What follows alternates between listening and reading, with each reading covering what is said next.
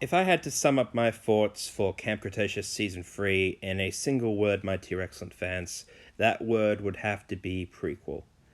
Because the events of this season really tie into the events of the prologue for Jurassic World Fallen Kingdom in a surprisingly well done manner.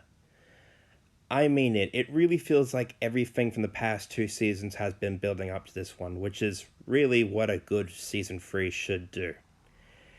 This season is honestly the darkest, it's the most intense, it's the most action-packed, and it's also the longest with 10 episodes rather than just 8, which is a definite improvement in my opinion. As for the characters themselves, well, surprisingly enough, the kids actually find a way off the island pretty early on in the season, and then spend the rest of it simply preparing to get off, which was not something I was expecting from Season 3. As per usual, things don't ever go according to plan, and they have many more different dinosaur encounters, including with Blue, who was really well used this season after only being shown very briefly in Seasons 1 and 2.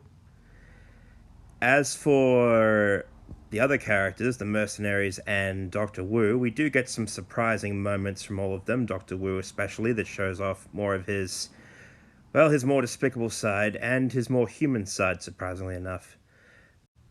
But as for what this season is most famous for, the introduction of the Scorpius Rex, my opinions towards the Scorpius are a bit mixed. On the one hand, I do think it is a very well done hybrid dinosaur antagonist, and it did have some very scary scenes and foreshadowing. Very well done in that regard.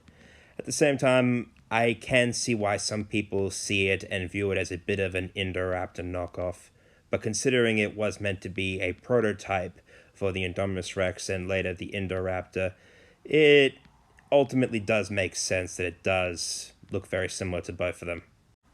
All in all, Camp Cretaceous Season 3 acts as a very good prequel to Jurassic World Fallen Kingdom, and it also ties together the story of the first 3 seasons of the show very well.